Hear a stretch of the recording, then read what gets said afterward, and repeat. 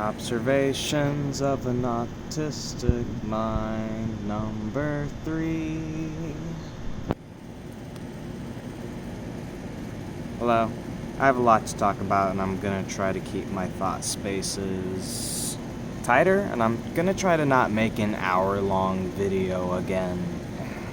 But, yeah. To reiterate, I'm not doing this to be a YouTuber, an internet personality, or to be just overly entertaining. I want to entertain people. I like entertaining people. I like making other people happy. But this is really just therapy. I think I explained that part of my last video. My memory is so fucked I don't remember the previous video, which encourages me to make more of this. But I remember parts of it, and I remember the really important ones. And if I think about it, it'll come back. But I've had to take a lower dosage of pain med again because last night it's dark as fuck, had to get something from the garage, and I came back in, and my dog's cage, he's black, the cage is black, the lights are off, it's past midnight. I bust my toe, my right toe, against the cage. It is hilarious. I was already on, was it? No, that was 2 nights ago. Shit. Pretty sure it was 2 nights ago. My sense of time is bad. That's always been. I think school was the only thing that was helping me keep track of days. But yeah, I just bust it. And I say bust it because it managed not to cut me, but it managed to make everything under my nail. It did not get it's a gridded cage, so it's just like, well, this lines. But my entire under part of my nail is red with blood, and my big toe is also slightly swollen and red. Yay. But what did I want to talk about? What I wanted to talk about, sadly, I'm sorry, is my, kind of my situation and my depression. I had another episode last night, or not last night, about an hour ago, where I got really depressed. I started thinking that not just that the efforts and my plans were futile, but that my aspirations were worthless. I felt that kind of pain.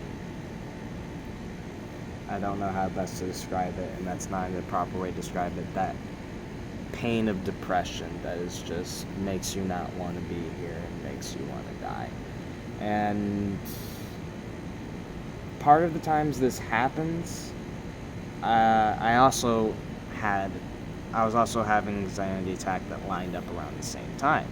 And so luckily I know that part of it is kind of acting like an anxiety attack, and I'm having an anxiety attack while having it, and taking my anxiety medication helps sometimes. But yeah, I'm not healthy, I'm not stable. And inpatient was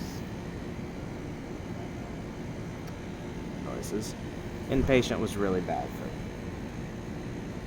people. Inpatient was really bad for me. And we are in between homes right now. and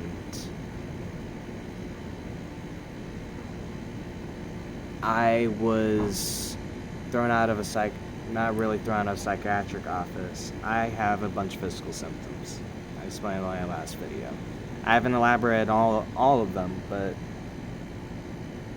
at the psychiatric office, they prescribed stuff for me because I also had chronic insomnia, so they prescribed stuff for that and other stuff. And one of my issues, which deals with blood pressure, was worsened directly because of the med. And so the next day, my vision was blacking out more often, and when my vision blacks out, I lose balance. Blood wasn't getting to my head fast enough. And so I was falling, my vision was blacking out, and this very reputable psychiatrist just freaked out and was like, you need to be at a high-level medical facility. You need to go to UT Southwestern and see another psychiatrist. So, which may be a shocker to you, to all people who think a bunch of people in the medical industry are very money-grabby, because she did not, well, she cut off any money she was getting from me because she didn't feel right to treat me, which, respect. But stuff ended up happening, and I realize now more than ever that I need help and I need to try medications, and I feel more comfortable with trying medications, especially because when I take pain medications that will make me high, I think clearer, I'm happy, and I'm hopeful. And it was really, and I'm surprised how long it took me to realize that it's not fruitless trying these medications, because there is something that can make me productive. There is something that can make me happy. I'm not a lost cause. I'm not on my deathbed. My mental condition is not infixable. Not a word, but whatever. But, no, I'm just, because of a situation, we're in between homes. When you take new medications, you have oftentimes very adverse side effects, and something we learned is that I react very negatively. Not so much negatively, I react very harshly to these mental medications. We've tried medications at their lowest possible dosages, and I'd have a reaction the next day that I just sometimes just could not tough out. We were trying another bipolar med, and bipolar meds are overall naturally sedating, and we tried this one because we hoped it would be the least sedating, because we felt like it was helping. It made me want to actually reach out and talk to people and engage with amazing people I know. And I woke up, I felt so absolutely drained in my body. I felt a bit of a tingling sensation, but my body felt heavy. And I was like, okay, I'll feel better when I get out of bed. Let's get out of bed. And I'm like mentally starting to say in my mind, all right, let's move, get out, get out, get out. And I ended up having a panic attack because I wasn't able to get myself out of bed. And so that's kind of the context, is that I'm in a space that I honestly am not safe in. I don't have my own room. It's really 3 people are trying to share our stuff all in one room, and we're all trying to escape from a person. She is banned on Facebook. To family members who know who that person might be, she is banned, so probably don't reshare this. Oni guy, please.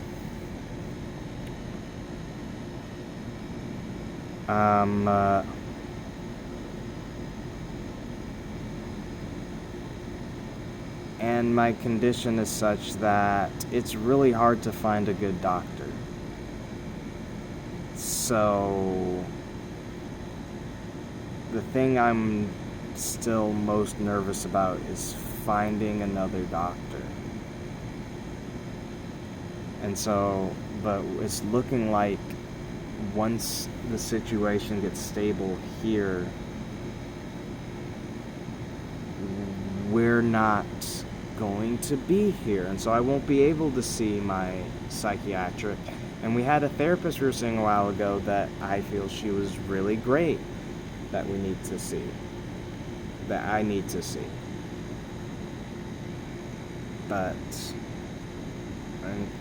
the psychiatric's the one that scared me most. I was thrown out of a practice because they felt I was too difficult of a case, that my condition was too complex and difficult for them, that they were not capable of helping me. So that kind of stings in you, leaves in you. And I know the other part of these mental medications, these mood stabilizers, bipolar medications, and antidepressants, is that the full benefits take 2 to 3 weeks. And it's likely I'll be having very bad reactions if we need to try new ones. And I think we might. We might need to try new ones.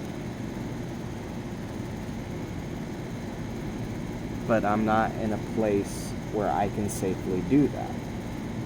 And I'm not able to look, if we're in a situation, I don't know what's going to happen tomorrow. I don't know if we're going to be able to find and move the next week, the next day, or in the next month.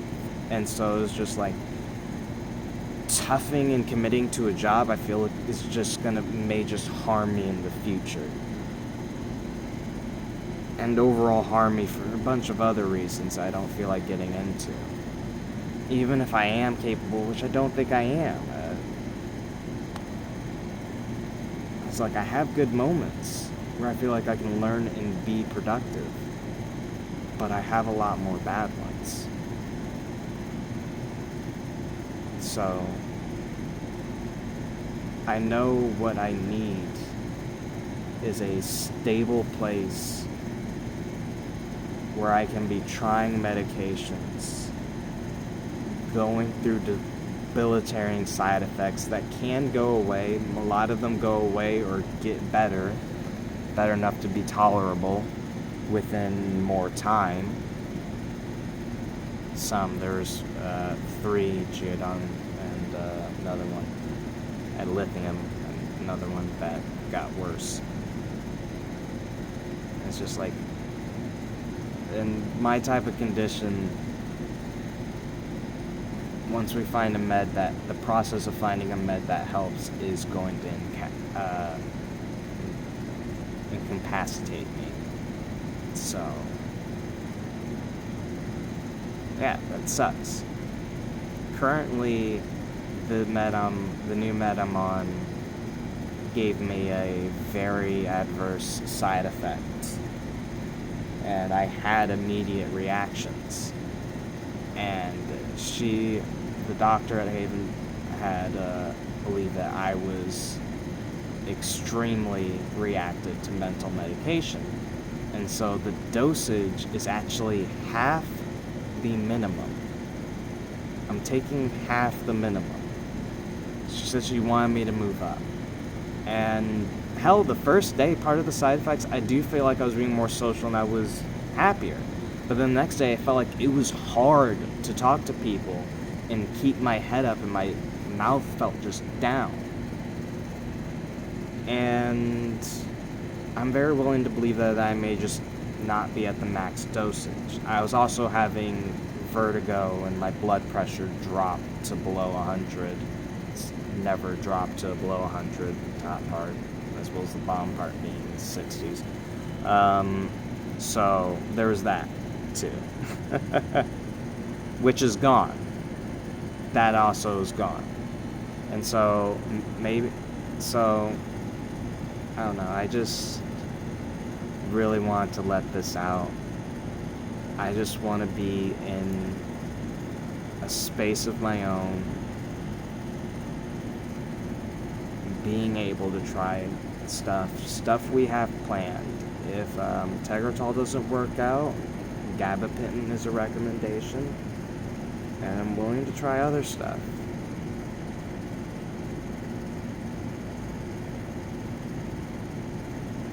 But I'm not in a stable situation. And I do think maybe Tegretol is the best thing to do right now, moving up. But my health insurance situation is just really fucked. And withdrawing from this med can be far more dangerous than just moving up. And so I'm scared if I do what was doctor recommended in the first place, if I move up by myself, I may run out before I can see a doctor, which could be an utter catastrophe. Even though it's doctor recommended. On top of that, because I have a family insurance and because Texas is just really fucked with Medicaid, I have a family insurance from another state, and they're trying to pretend, if you know anything about the basic legality, any medical insurance that's directed to you, anything you get from your job or your disability or whatever, is your primary. If you're on a plan from another family member, that's a secondary. So if you're married and you're both working, your job's health insurance is your primary. Your spouse's health insurance is your secondary. The problem is that once a health insurance finds that out, they like to spat and throw each other the bill. And one place I had called and I had forgotten about till recently said that sometimes it takes months and they may try to turn people away because of that. But my health insurance is trying to say that they're not the primary, which is ridiculous. And so they're not trying to pay for any of my meds. And I don't get much of an income, and my family doesn't have an income. And the person I'm staying with isn't gonna help me shit. Hell, we got into a fight. She is a horrible person, just simply. Fuck me. Yay. I could go on for hours about that. That's regardless, but this is probably already too long, but it's nice for me to just talk to a camera.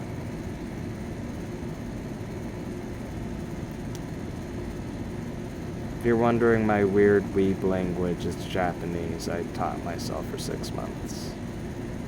So,